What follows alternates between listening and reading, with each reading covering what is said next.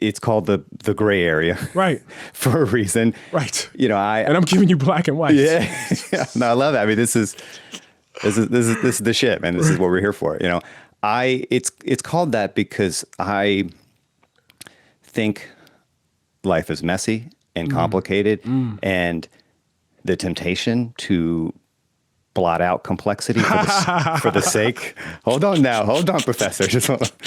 The tendency to blot out complexity for the sake of a more simple story is understandable, but I do think it can become dangerous in its own way, and I'm constantly attuned to that threat, maybe too attuned, actually.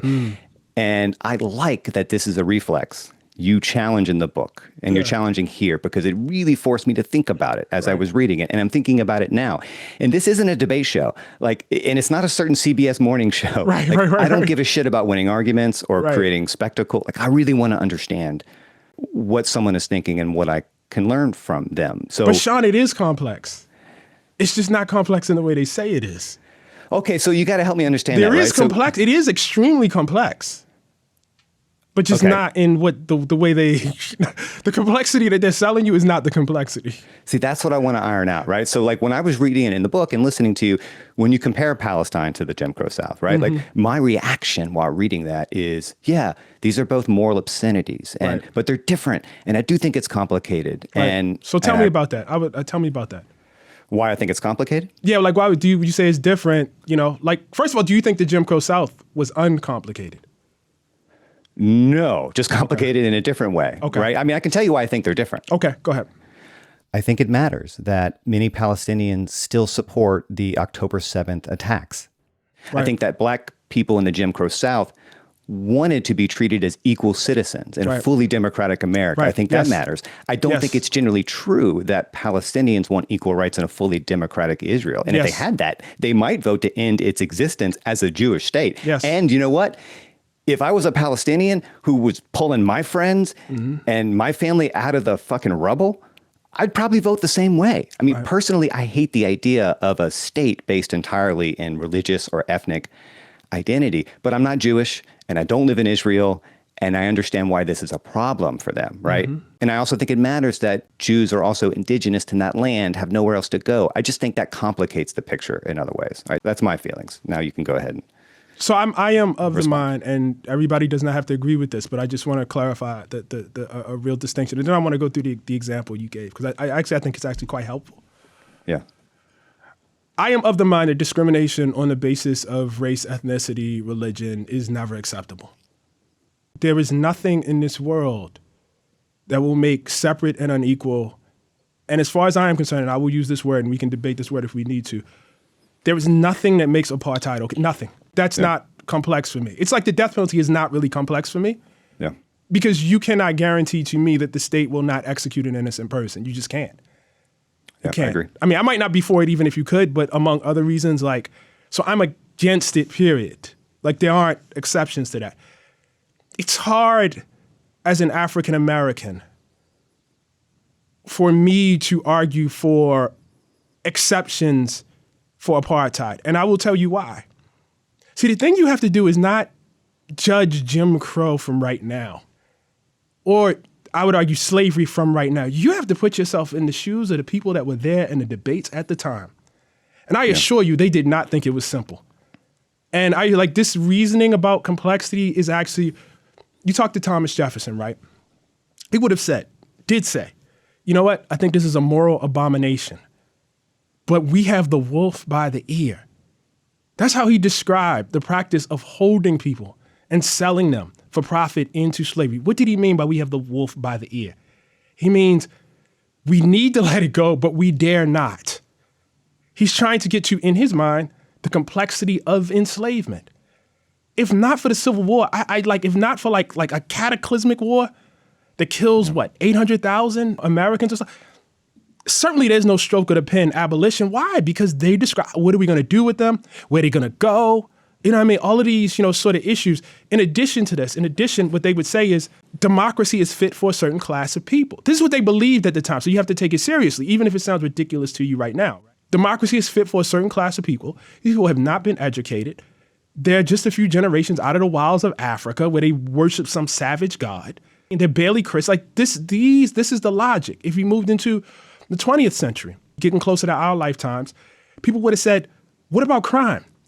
Crime in these people's neighborhoods, they would have cited the statistics and they would have been real. They said crime in these, black quarters, in these circuits is ridiculous. If we integrate, we will inherit that. We will now have to deal with that. So, like to them, segregation was also complicated. I think in those instances, like you have to just like, this becomes right and wrong. Yeah. I think, was crime not higher in black? Yeah, it was. Yeah, it was. Can I guarantee that they free all enslaved people and they try to, move into America? Actually, it went remarkably smooth, so that's not a good example. You know what I mean? It turned out that those arguments were a cover for something else, as they might be here, by the way. Yeah. But what I'm saying is, in that time, it is not as if people were like, this is simple and clear. They were not. I have to ask myself, do I believe that a demographic project, which is what Israel is and what they say out loud, does that goal accord with my humanistic values? Do I want my country supporting that? And I don't think I do, because the moment you say that, you must discriminate. You have to. Yeah, there is no world in which you have a Jewish democracy. You have a Jewish state. Yeah. But you just, and again, I always had to be careful about this. It's not the Jewishness of it. You understand? Like I believe this about ethnicity, period, across the board. I haven't been to Palestine. Oh man, you should But go. I know it's bad. And I know what you saw there is wrong. And I don't believe there is any such thing as a moral occupation.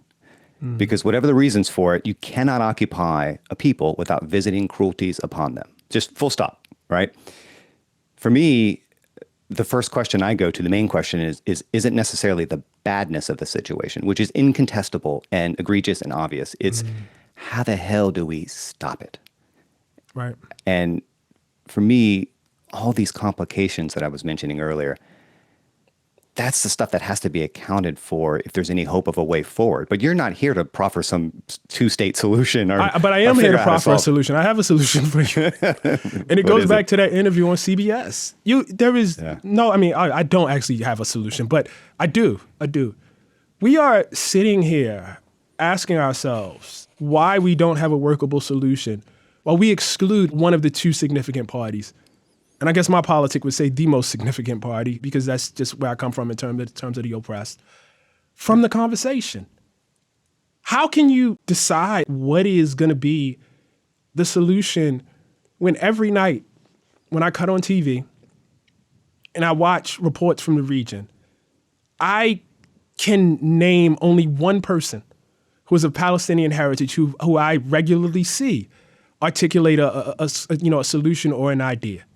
How do we get to a solution when our journals, our newspapers, our literature that dominates the conversation is not just devoid of Palestinian perspectives, but it's devoid of Palestinians themselves? We are not having a conversation about solutions because we've basically prevented a whole group of people from entering into the frame.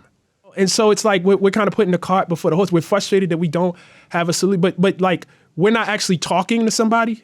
You know what I mean? It's like, you go into I cook, so I have all of these like cooking metaphors. No, I love it. Okay, so you go in and you do your mac and cheese and, it turns out terrible. And you're like, why did this turn out terrible? Well, do you have a recipe? Like, did you take the time to come up with, the ingredients? Did you talk to anybody? Like, or did you just go in and, throw pasta and milk and, you know what I mean? And, do you know anything about a roux? Do you know anything about that? You know what I mean? Do you know anything about like what cheese melts and what's that? Like, have you had these conversations? This is on us, by the way. This is journalism's great sin. And this is how, and I'm going to say something like, I'm about to say the extremist thing. It's like I call it CBS, right? This is our contribution to apartheid because we are the agents by which people are dehumanized. And I want to make that very, very specific.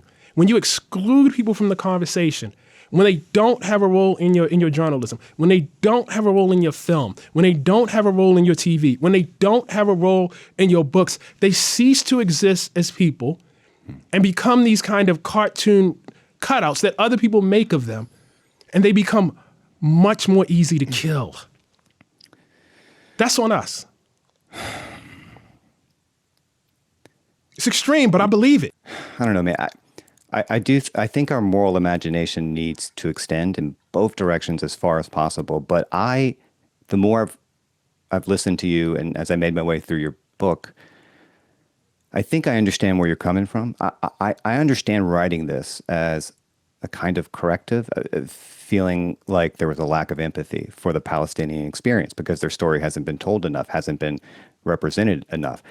I can understand that. I really can. And if I'm being honest, I mean, I think if I went there, like you, and saw the suffering firsthand, all of this would feel a whole lot less abstract to me, and it would hit differently. And I don't know how that would change how I think So about when it. are you going to go, Sean? I don't know. You should go. I don't know. I know it's hard, and I'm putting you on the spot, but it was extremely hard. I'm going to fail this class, aren't I? No, you're not. No. Here's look. First of all, you are a journalist. That's the first thing. Okay, that's my first case towards you for going. The second case is this is being done in your name, man, and we're gonna pay for it. We're gonna pay for it one way or the other. We will pay for this. We will pay for this. I think it's your responsibility to go. I'm sorry. I really do believe that. I really, really do believe that because you are someone who is obviously curious. You obviously want to, know things. And the reason why I'm pushing you is because that kind of vague sense of injustice is exactly what I had. That is exactly how I felt, man. But can I push you a little bit on that? Sure, because go ahead. Here's the thing. I have no doubt about that. But if I went to Israel and toured the villages that were plundered on October 7th, I'd feel the same kind of indignation and rage. You should, though. So what do you do with that? But I don't think those are contrary. No, I don't mean to say they're contrary. I'm just saying I would still be left feeling the sense of hopelessness, really, at the tragedy of it all and the fact that it just seems to be. I think you would know more, though. I think you would know more. No doubt about that. And I think you can't judge how you would feel until you go. And you know what? One of the reasons I haven't opined on this issue very much is that I feel like I don't know what the hell I'm talking about. That's why because you should. I haven't That's been why there. you go. And I That's don't want why to be you one of go. those That's why assholes you go. who opine on things That's that a great they don't instinct, understand. but it doesn't. It doesn't. Obviate the responsibility for going. That's why you go. That's why you go, man. And I don't know. I mean, I think you should not. Now I'm being professor again. Like you just don't know until you go through it. You don't know what's going to happen. I do want to speak to your instinct though, that a horror at the desecration and destruction of human life on October 7th is somehow contrary, or somehow stands even in conflict, I would argue, with the opposition to apartheid. And I've thought about this quite a bit, right? There is a long record of people who have causes that I would find sympathetic erupting in a kind of violence that I recoil from. Okay, I'm gonna speak I'll just speak from the perspective of an African American in African American history. And all my black people are about to cast me out for what I'm about to say. But I think it's a good example. 1830s, Nat Turner is enslaved in Virginia, has no rights over his body, has no rights over his family, have no rights over their body. Anything can be done to him at any moment. He has no control over himself and decides in that situation, he's locked out of the political system, can't vote his way out, can't do anything. Decides at that moment that the way out is violence. And the way out is not just violence. The way out is massacre. That is to say, not a violent rebellion in which we strategically target things, for instance, like John Brown targets the arsenal at Harper's Ferry, but actual slaughter, okay? That means every slave master, every slave mistress, every child must die. Gathers together his army and they kill everybody they come across. They hack infants in the crib, kill women, men, etc. I was raised with Nat Turner as a hero of resistance, and it's understandable why Nat Turner would be a hero of resistance. But the older you get, especially if you're gonna write, right? Like you're gonna write. You know what I'm saying? Like not if you're just gonna, sort of construct a mythology that all people construct. But if you're gonna write, if you're gonna interrogate your own stories, you take a deeper look at that. And you say, does the complete degradation of my life make it right for me to take the life of any member of that class that is responsible for that. It never sat with me. It never, and even as a child, it didn't, you know? I heard you say your oppression won't save you. It won't. I mean, this is it won't save you from these moral conflicts. It won't save you from these like moral quandaries. But Sean, my feeling that doesn't sit right with me. My belief that somewhere on those plantations there was an enslaved black person that looked at that and said, I can't get with this, doesn't make enslavement right. You understand? Recoiling at horror at that death does not somehow make it difficult to pass judgment on the system. I actually think they emanate from I think they emanate from a similar value, and that is the value of human life. I guess there's this broader question about how much context do we need in order to pass moral judgment? And I'm not sure how answerable that question is. You gotta go. Because, what? Fair. I mean, fair. This is what I thought. You sound like me. No, I mean, you sound like me. This is what I thought. Like, even like on the eve of the trip, I was like, boy, it's going to be really complicated. So like, I thought the morality of it would be, and I think part of it is, and you know, I want to say this is, like, there's a reason why I began that chapter in Yad Vashem. And it is because the fact of existential violence and industrial genocide brought to the, you know, the Jewish peoples of this world is a very, very real thing.